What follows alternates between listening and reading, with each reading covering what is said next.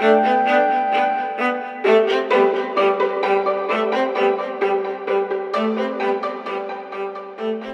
and welcome to No Word is an Island Advanced English. In today's episode, I'm interviewing Gorka from Bilbao. If you access the episode from my website at betterlanguagelearning.com/podcast, you can see the video version with captions covering key language, as well as a review task and flashcards. If you're a student of English and would like to be interviewed for a future episode, send me an email to podcast@betterlanguagelearning.com. If you enjoy the podcast, subscribe and share it with a friend who wants to upgrade their English. Enjoy the show. Today we have with us Gorka. So Gorka, why don't you introduce yourself to us? Hi, son. My name is Gorka. As you have said, I live in Bilbao. I'm 36 years old. I studied law, and I used to work as a policeman for 10 years. Now I'm a firefighter dispatching center. Well, I'm an English, advanced English learner nowadays. Okay. And can you tell us a bit more about specifically what your focus is in learning English these days? Well, it's a bit difficult. It's a bit tricky question because my main goal is to become a fluent English speaker, but I know that this is a very unfocused goal. So, first of all, I want to get in a job in a English speaking country. I'm going to become fluent, so that's why I'm here. Okay. And you've talked about your interest in getting a specific job. Can you tell us about that? Specific job, yes. I want to get in the EU institutions, and that's it's a bit challenging for me because you have to talk a very, very high level English, and apart from English, you have to be to have a good level of another official EU language.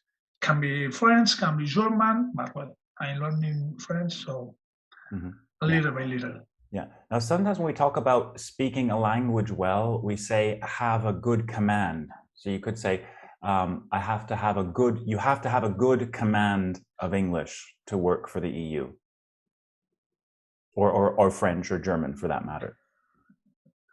It means have a good level. I know my Spanish and Catalan students that we say have a good level. It's not really idiomatic. It's not wrong. It's not wrong. But we could say have a good command.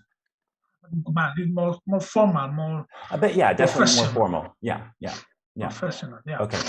So you want to work for the EU. And can you tell us a bit more about the kind of job that you're looking to apply for? Yes.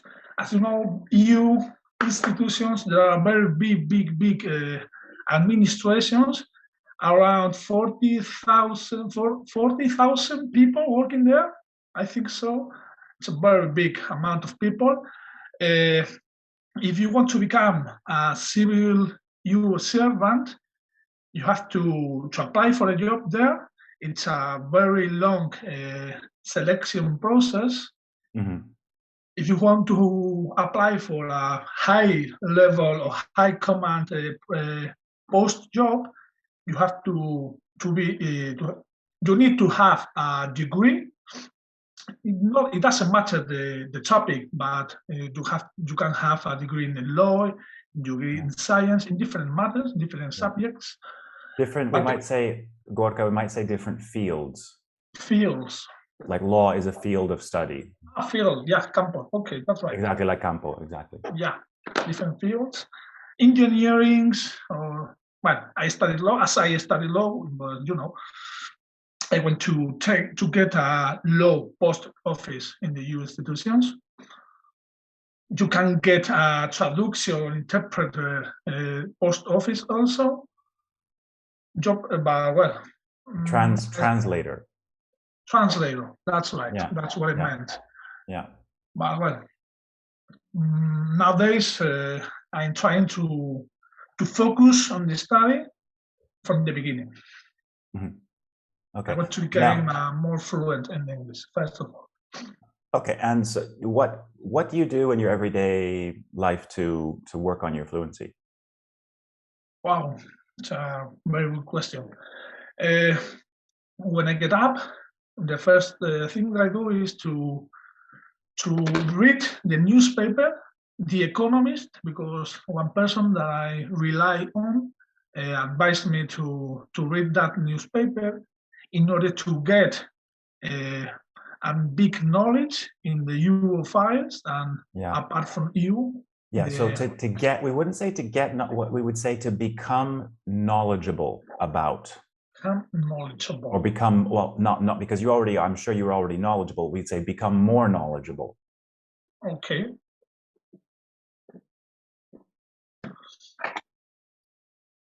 The files of EU, and apart from EU, you have to be in touch with the up to now news, with the yes. You mean basically all the like the in the newspaper. What do you call the things that you see in the newspaper? The headlines. Bingo. So the headlines refer to, if we open a physical newspaper and if we see the front page, the headlines, all of that together, we call that current affairs. Current affairs. Current affairs. It basically means the things that are happening right now around the world. Right now. So it usually refers to politics and economics and society. Yeah. Current affairs. Yeah. So that's what I do first. Then I try to focus on my study, more specifically in the EU materials. The what you materials? Have to become knowledgeable in EU materials. I don't know how to say. You have to know the law of the EU, the organization, the origins, the challenges, the origins. The origins. Yeah, the stress, origins. Yeah. Also, EU, the European Union, when you use the acronym, be careful. Just listen how I say it. EU. EU, because you kind of rush to the second syllable and it kind of sounds like you. So it's a bit confusing. Yeah. So you really wanted to say them distinctly. EU. Go ahead. Yeah. EU. Yeah. Now, can you give me an example of an issue, a news story that you've been reading about? Well, it's yeah. Well, it's if you want to get in the EU institutions, as I said before, you have to you need to have a degree. Okay, that's the first matter. Now, but if you hold on, Gorka. I was saying just a moment ago, you were saying that you read The Economist, right? The Economics. Okay. And hold on. And you were saying your motivation is because. Okay. Yeah. So I was saying, let's say this weren't part of the interview, and I'm wondering, is there? So we were talking about, what do we call all of these news stories, the issues right now? What do we call that? Do you remember? Current affairs. Exactly. So if imagine I'm an alien, I've just landed on Earth, and you're bringing you're as we say in English, bringing me up to speed. You're informing me. You're telling me about what's been going on Earth in the last I don't know. Okay. Yeah. Can you just tell me about a single news story that's in the news? Yes, right, but if you want, we are going to we can talk about COVID affairs, but I don't want to talk about COVID affairs because it's a very ubiquitous concept nowadays. A ubiquitous, let's say ubiquitous issue. Yeah, it's everywhere. Yeah, ubiquitous. But I want to talk about maybe America, the United States of America. A couple, I don't know, some years ago was in charge of the world, but nowadays he's competing with China in that position. I don't know if you are getting me, what it was getting the idea that I want to speak about.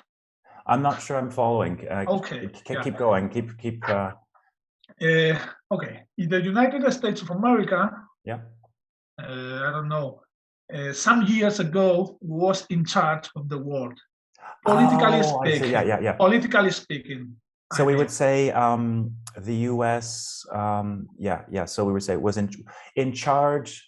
We wouldn't say in charge means that in a way, the U.S. has been in charge in the sense that you could say that they set the rules. Set the rules. Okay. Yeah. So you're not wrong. We could say that the U.S. has been in charge in many ways, but I think what you mean set the is rules. You could say that the U.S. I'm trying to think of the word. The U.S. There's a word for this. We could say another collocation with set. We could say the U.S. has set the global agenda. You set the agenda. Wow. It means you decide. You know, an agenda is what's important, what we focus on. So if someone your boss sets the agenda, or in this case, the U.S. sets the agenda. Wow, it's very proficient collocation. Okay, anyway, but now it's comparing with China in that position. Mm-hmm. So, as you know, it is a war or something similar to war between Russia and Ukraine. Ukraine. Ukraine. Mm-hmm. Ukraine. And I read in the newspaper, in The Economist, that Putin was talking to Biden to ask permission to put the troops, to put Russian troops in the frontier. How do you say the frontier? Usually, that's an interesting question. Usually, we talk about a border. Border. Frontier is used more metaphorically, like the limits of something, like the limits of a technology. But like between two countries, it's a border. Border. And Biden didn't want to allow that troops put in there, so he refuses that suggestion and said that if it's become true, he's going to paint that action. Sorry, if that happens. Sorry, if that happens. Yeah. He's going to find it. He wants to find that action. So Biden is against Russian troops being we would say troops being stationed. Stationed. If someone often troops, soldiers are stationed somewhere. That means they're located, they're sent somewhere. Also diplomats. Yeah. Who knows? You might be stationed somewhere someday. Diplomats are stationed at a post if they're sent abroad. Stationed. Yeah. So they're being stationed at the border. Okay. So you're saying that Biden is against this? Against that action. Yeah. Yeah. And on the other hand, there is another problem between China and Taiwan. Taiwan.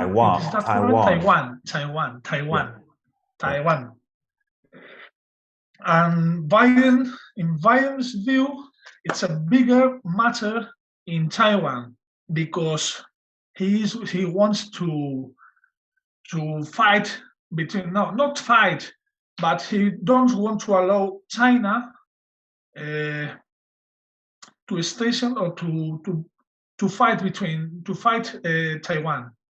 I don't know, because China is it's a bigger, how do you say, a bigger potencia? It's a bigger potencia. Well, we can say like a power. Country. It's a bigger power. Yeah. In country terms. Yeah. In political terms, I mean. We can say politically speaking. Politically speaking, it's a bigger country, a bigger potential. We say a bigger power, bigger player sometimes. Okay. So that's the main news that I read today. Well, that's a lot.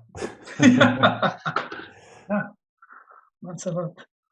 Yeah. Oh. So why are you said you're learning French on top of English? Why are you? Maybe you'd be. Oh, here's an expression. It goes, you would be better off learning Chinese.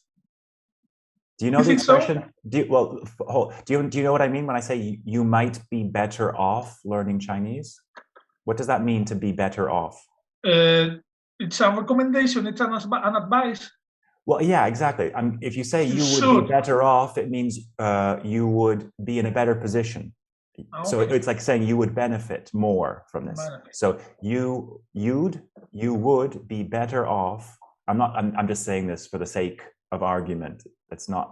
I don't necessarily believe this, but yeah. I mean, but it's not an unreasonable thing to say that you might be better off learning Chinese. Yeah, who knows? Can be. Nowadays, a lot of people here in Spain are teaching or are taking their children to a Chinese academy in order to learn their children Chinese. Yeah. Oh, okay. And do you think? Oh, this is we sometimes say in English. This is a can of worms. Do you know this expression? No. A can. Can. Like una lata. Yeah. I'm cheating. I'm just translating it. So a can, a tin, a can of worms. Worms. You know, small. Yeah. Creepy little. See, I'm realizing normally with my students, I just translate, and I can translate with you, but the people listening might not speak Spanish. And I'm like, uh-oh, I've become a lazy teacher. Yes. So a can of worms means a subject that if you start talking about it might lead to an argument, or it might get messy, it might get complicated. Because I was going to say, well, because in Spain, I don't know instead of giving my opinion, why don't you tell me, what do you think of how English is taught in Spain?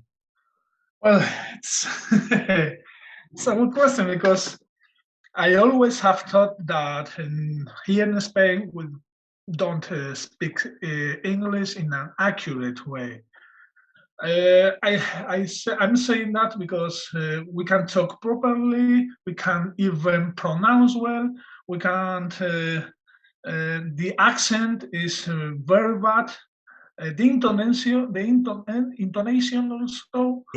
Listen to me. Intonation. The intonation. Mm-hmm. It's not accurate.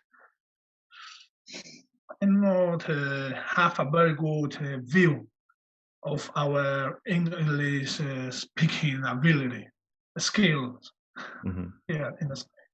Yeah, no, because I wonder, having lived here for so long, and I mean, I do think that we need to be, I mean, there aren't a lot of countries, well, that's not true. Maybe there are countries where people learn English to a very high level. I do think there are countries which do a better job than Spain.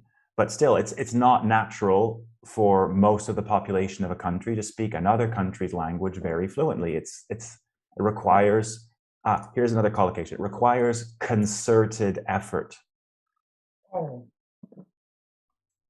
Concerted effort. It requires concerted effort, or a concerted effort, meaning a concerted effort means a significant effort.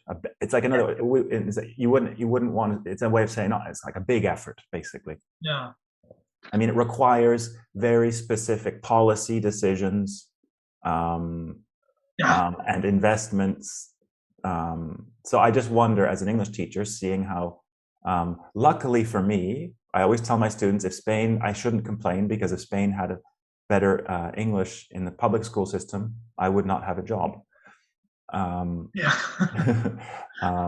But so I wonder with Chinese how they're going to manage to teach it well. Wow. I don't know, because Chinese, it's a very difficult language. It's like Basque. If you don't learn since you are a child, I think that it's going to be difficult to learn it, because the grammar is so different from other languages, and also I don't know. I don't. If I have to be honest, I don't know any Chinese, but it seems to be a really difficult language to learn. Yeah, I think objectively speaking, it's more difficult, definitely more difficult than Spanish and English. Yeah. Wow. I don't know about Basque. Yeah. Basque is really difficult language to learn. So Yeah. Trust me. I do. I'll have. In English you say, "I'll take your word for it." I will take your word for it.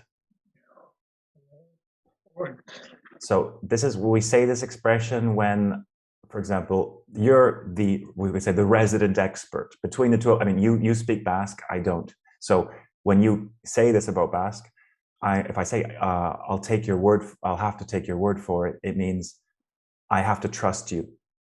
Yeah. And I do trust you. If I say I'll take your word for it, means I trust your authority on this matter, on this issue. Yeah, in this occasion, it seems similar to Spanish. Te tomo la palabra, something like that. Do you say that in Spanish? Yeah. Yeah. Okay. Yeah. Often we use word in the sense of almost like a promise. Like we can talk about. Do you know other expressions with word? Not really. We could talk about keeping your word. Keeping. If you keep your word, it means you keep. Because if you give your word, you're promising something. Yeah. Okay. So if you give your word, say, Sean, I'm giving you my word. I'll be there tomorrow. I promise I'll be there. So you keep your word, you keep your promise. So in a similar way, we say, I'll take your word for it. I mean, your word is your promise that this is that the statement you said is true. Understood. Okay, so I'm curious. When I was just thinking now, it just popped into my head that when I was a teenager, I had this fantasy that I wanted to be an interpreter, at like, the United, it wasn't the EU, it was the United Nations. Because I think when I was a teenager, I don't know if the EU, what was the question, what was the EU called before it was the EU? Okay. European Community, isn't it? Yes, exactly. Okay, good. You're good. Yes, you passed. Okay, yes. Yes. And I just remembered something. Let's see, because I think this is what I remember learning this at university in history class. What was the original organization that was the sort of the predecessor to the EU? Like it was like right early in the first years after the war. I know. The acronym, how do you say the sigla? The acronym. The acronym CEE, European Economic Community.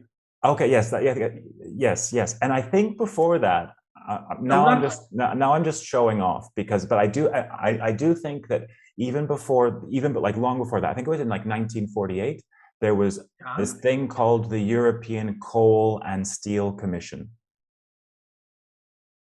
How do you say? Can you repeat it again? Yeah, of course.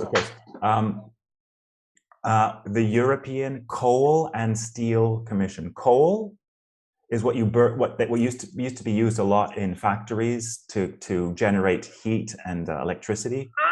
Okay. Carbon. Okay. Yeah. The European coal and steel, the metal. Steel.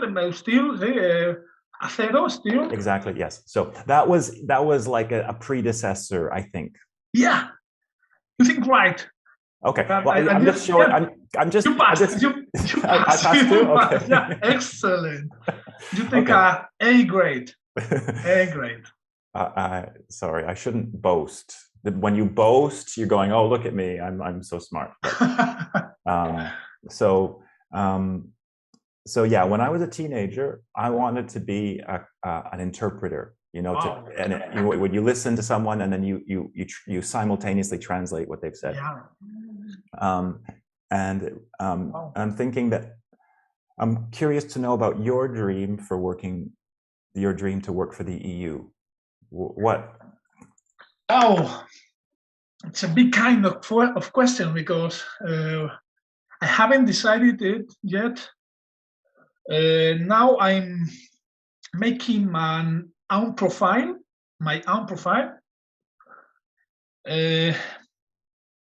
Before to make a decision, I have to thinking very well and very think profundo. Well, when you think of something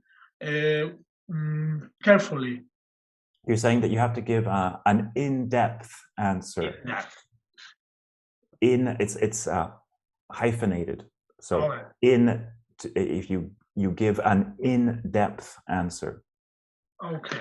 With lots of details.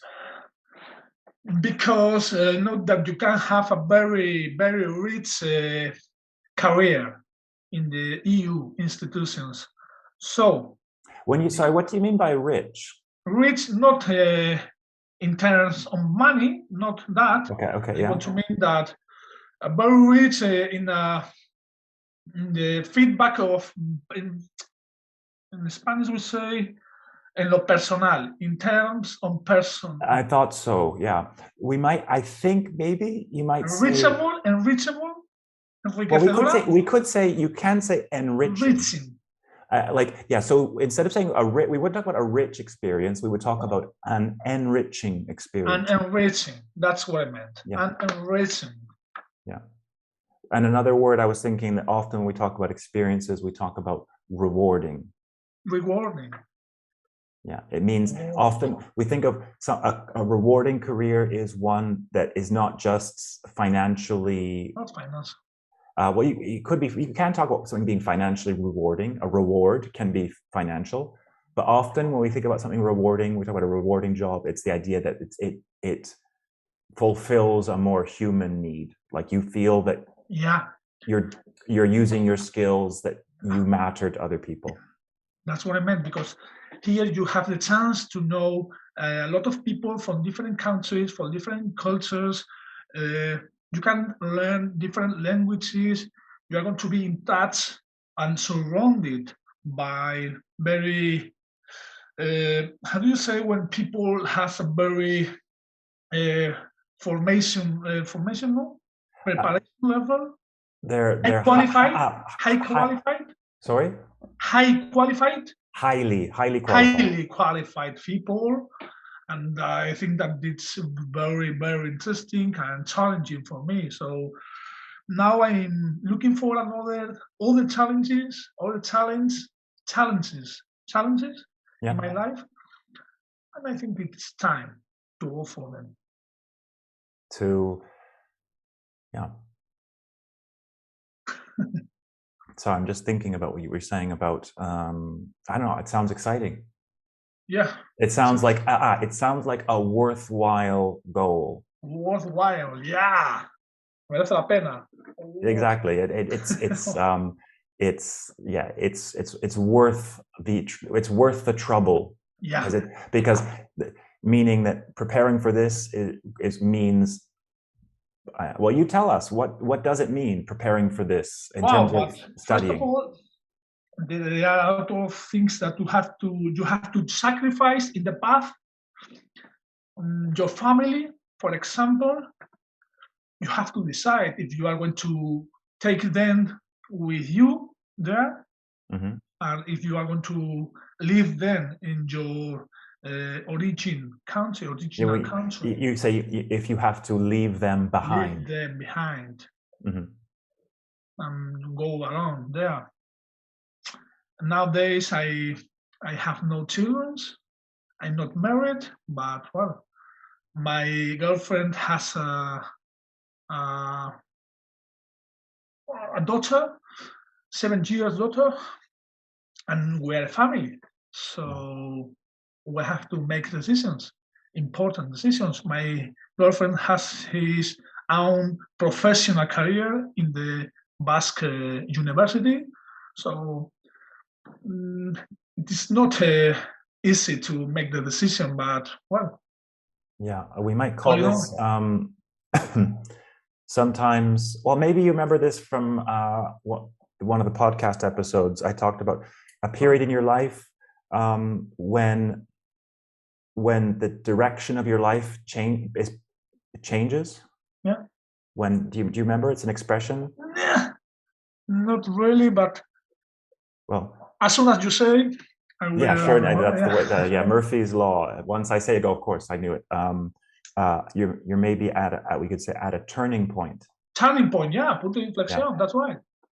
Punto de inflexión. Yes, it's so similar. Although I think there's because it's similar, right? It's kind of like a metaphor of life as a path, as a road. Yeah. Right? And there's another one that we say be at a crossroads. Crossroads. So crossroads, think of it, it's two roads that intersect, right? So yeah. The idea, I think the idea, they have a different connotation. A turning point is usually you're talking about in retrospect, and you're talking about a decision you took in the past, and it turned out for the best, meaning usually we talk about a turning point in the sense of things improving.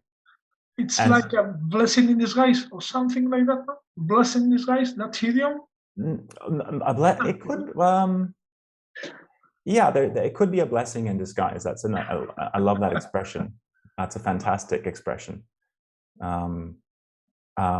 But here I was going to say, what I wanted to say is I think the idea that you're expressing is that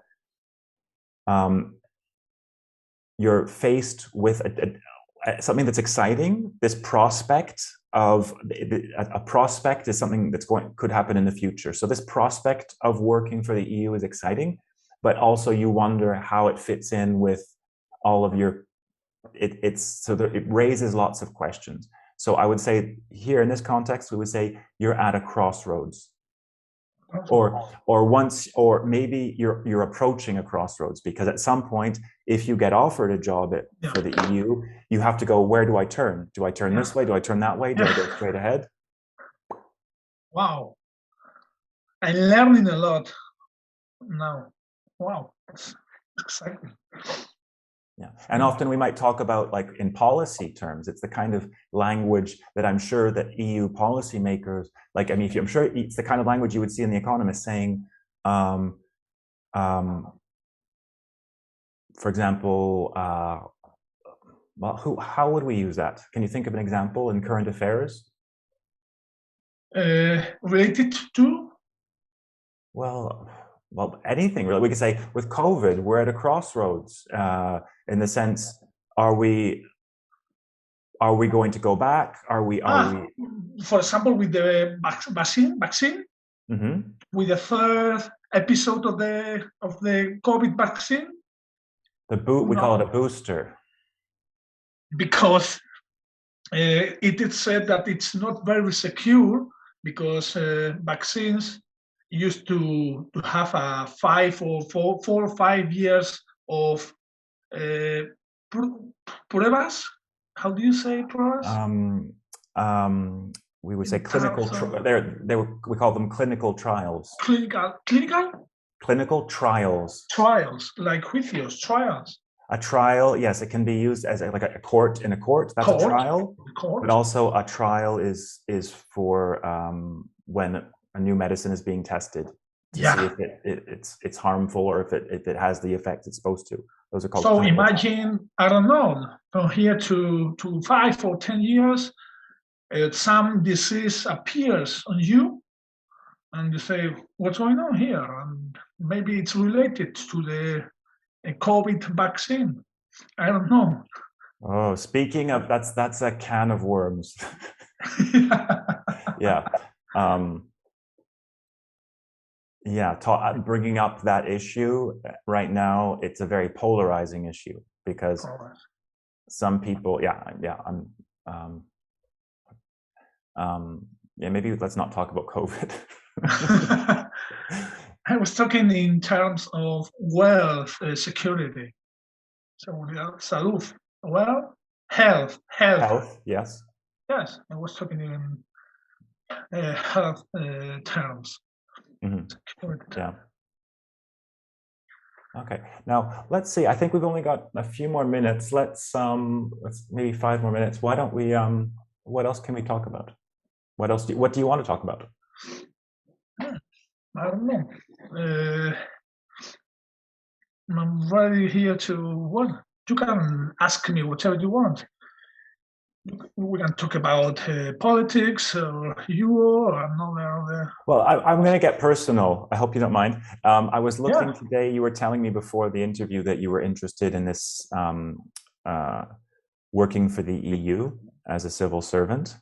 And I looked into it. That is, I did some research and I saw that apparently, well, which is not surprising, that you might have to, as is common in many interviews, answer difficult questions about, for example, something that we call soft skills. Yeah. Have you heard the word? Have you heard the term soft skills? Competencias. Wow. Yeah. So we've got hard skills and soft skills, right? So the thing is, traditionally, so hard skills would be basically knowledge about a subject matter, about your field, right? And then the idea of soft skills would be being able to deal with people, deal with conflict. Although lately it's become, soft skills has become very popular. And I can't remember who said this, but I think it's true. They said that soft skills is a misnomer. Sorry, a mix? A misnomer. Ah, okay. Yeah. A misnomer is a name which is not appropriate. That's kind of like saying like misunderstanding, nomer like name. So it's a misnomer is like the name isn't really an accurate description of the thing it's describing. So people say that soft skills is a misnomer because there's nothing soft about being able to deal with conflict. So I saw, for example, that one potential question that might come up. Could you tell me about how your strengths and weaknesses dealing with conflict?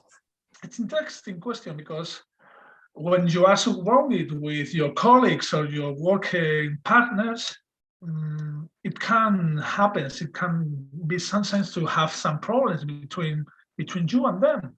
So you need to have the ability, the skills to manage that problems. Well, if you fed up of somebody, with somebody, it's a very it works well to begin to count to until 10. You have to relax yourself. In order to relax yourself, to chill out, because you can't act with the impulso. You can't act impulsively. So to avoid that, you can, I don't know, start counting until 10 or whatever number you want. It's sometimes if you are surrounded with different people, imagine you are working in the EU institutions with people of different countries with different cultures. Yeah. Sometimes we say different outlooks. Different perspectives, different. Sometimes misunderstandings are going to appear. So we would say a phrasal verb, something that appears maybe unexpectedly. Oh, yeah. Phrasal verb. How was it? Oh, I can't remember. Shit. Oh, I can't remember right now. How was? It's okay. But I got it. We can say conflict and a disagreement comes up. Yeah, but how was that? It was a phrasal verb in the second episode. Oh, I wasn't thinking about something from the podcast. From the comment, yeah, in the podcast, yeah. Okay, well, you're thinking about something different then. Ah, okay. Well. Okay. So yeah, you're saying that things are. Oh yeah, we could say things are bound to come up. Bound to come up. Yeah. So if things are bound to come up, bound. Something is definitely going to happen. Things are bound to come up. Yeah. Yeah. So speaking of people, different people, like different like cultures having different outlooks and different outlooks. I'm curious because I feel like it's like coming to Spain from Canada. Well, I think it's partly my personality, but I feel like in Spain, and this is a very tricky question because also I live in Catalonia, so I have to always be careful that sometimes I say Spain, I go, well, I've never lived outside of Catalonia, so I should say Catalonia. But in this respect, I think that, well, this is a very dangerous thing, but I do think, anyway, you tell me, how do you think people on the Iberian Peninsula, I don't know, because Catalans, Basques, Spaniards. Between Basques and Catalan, there is well, I don't know. I'm sure there are subtle differences, but I'm curious. For example, do you think Basques have is there a work culture that's specific? Like, is it different working, let's say, in Bilbao to working in Madrid? Yes, of course, because here Basques, we are in the north. Here is cold. It's not very attractive weather, so people are more cold, very well. We have how do you say when you think of somebody before you meet them? You mean like prejuicios? But we could say there's the prejudice, but I think we might say like the cliche. Cliche. We saw that in one of your podcasts also. Cliche. Really? Yeah. Maybe, I don't know. Yeah. You remember my podcast better than I do. Yeah, because I read more than once. Okay. In order to get involved. So we talk about cliches. So the kind of stereotype, or we can say stereotype. Stereotype. Yeah. So what are the cliches about Basques? Well, it's maybe I'm not the right person to respond to answer to your question, but anyway, we have the stereotype that was many times a bit rude. We eat a lot. Here, it's very typical that if somebody invites you to his house, you are going to eat a lot. Here are very, very, very tasty food. So if you can't without, you are going to eat very, very, very good. So you are invited, and I want to take advantage of this situation to invite some here to Bilbao, wherever you want, whenever you want. Okay.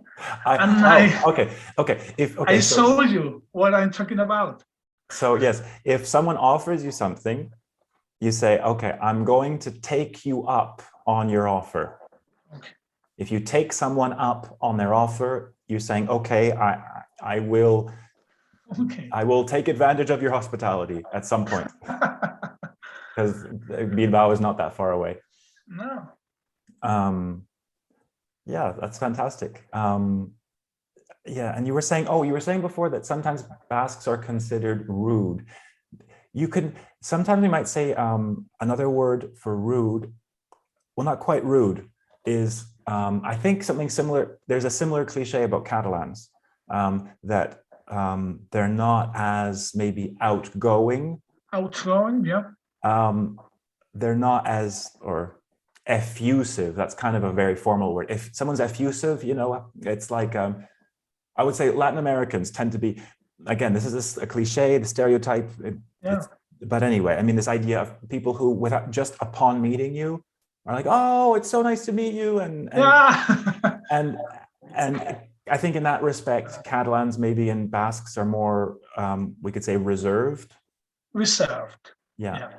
Or also talking about, it is true coming even from North America because coming from, and this is one thing that actually, maybe in your case, it's different because you're going to be working with other Europeans who are non-native speakers. But this is one thing that I do warn my students about, that that students who speak very good English but don't have what's called a pragmatic awareness.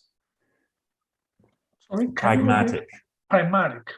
So if you're aware of a pragmatic awareness, means not just being like the words, knowing, for example,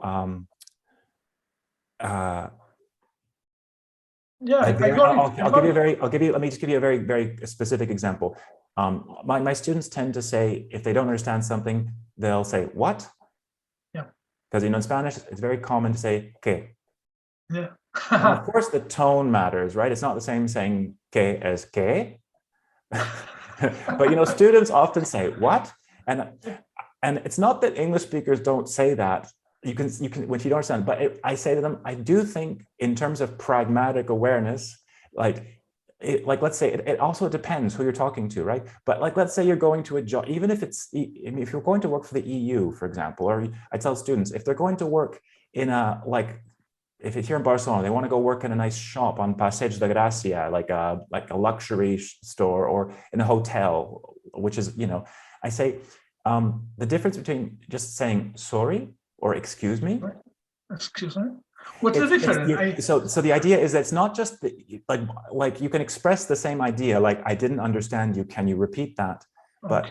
But the effect will be for example, if you say sorry, it sounds more polite to an English speaker's ears. And for example, if you're working at, like, in a more formal situation, you could actually even you might say, be a bit more, what's the word? Sorry? Attacked or something, because it's tactful. It's also deferential. That's the word. Deference. So English, I mean, English is not that, we're not that deferential. I mean, and compared to, I don't know, Japanese, which apparently it's very complex. But little things like this is really important. So I said, like, try to avoid saying that you didn't say that, but avoid saying what instead of saying sorry, or in a more formal context, I beg your pardon. I beg your pardon. And students say, a lot of my students go, people really say that? I say, well, I mean, it depends on the context. You're not going to say that to your mom over dinner. I don't know, maybe if you're Prince Charles. I don't know.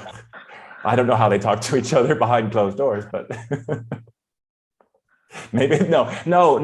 Actually, this reminds me, there was a fantastic scene in The Crown where, have you seen The Crown? No. Okay, well, you know what I'm talking about, the royal family. Yeah. It's really funny because it goes against everything I teach my students. So the woman I can't remember I think it was the last season. Well, it's the sister of the Queen, Princess, what's her name? The Queen's sister. Anyway, the Queen's sister is with Margaret Thatcher. You know Margaret Thatcher? The Prime Minister back in the 1980s. Yeah, Margaret Thatcher. They're up at Balmoral Castle. So the royal families. Sorry? Maggie for friends. Maggie. Yeah. Yeah, Maggie. Somebody told, yeah. Maggie. Well, Maggie. What did they call her? Did they call her Maggie? I'm not sure what they called her. I'm sure she had lots of nicknames. But, yeah. So anyway, right, she's just become, in the show, they were showing this scene where, so she's recently elected prime minister. She's still very insecure. And so she's summoned, she's asked to go up to the castle in Scotland. And she's Margaret. Yes, Margaret. Yes, you're right. Yes. So it's Princess Margaret. Is it Margaret? Anyway, I can't remember the names of the sisters, but it's the princess, the sister, and Prime Minister, that Margaret Thatcher. And Margaret Thatcher, right? She is middle class, or even working class, right? She was not from a rich background, and then she turns to the Queen's sister, and she says, when she doesn't understand something, and she goes, "I beg your pardon," or no, she doesn't say it like that. She says, "I beg your pardon," in a very deferential way. Yeah. Right? It's very formal expression. Yes. But what was interesting is, like, I tell my students, "I beg your formal" is very polite. And the funny thing is that that the Queen's sister turns to the Prime Minister, she goes, I beg your pardon. Wait, don't say that. That's so, like for her, it was servile. It was like, because she was she's a royal, right? Yeah, So she yeah, doesn't, yeah. beg mean drogar. It means, you're getting, I beg. Yeah. So she Really? says, just say what? And it was so funny because I spent all this time telling my students to say, I beg your pardon. And then, Beg your pardon? Yes. yeah, I have to find that scene, and it's hysterical. Yeah. Maybe you can do a video when you not in your podcast in the other side. And how do you here? I have your. Let me see the titles, the headlines of your website, and reflections and easy tutorials. Okay. Reflections. Yeah, Here my you have a blog, lot my of blog. videos and accents Yeah. and appears Margaret Thatcher, because at the beginning she had a very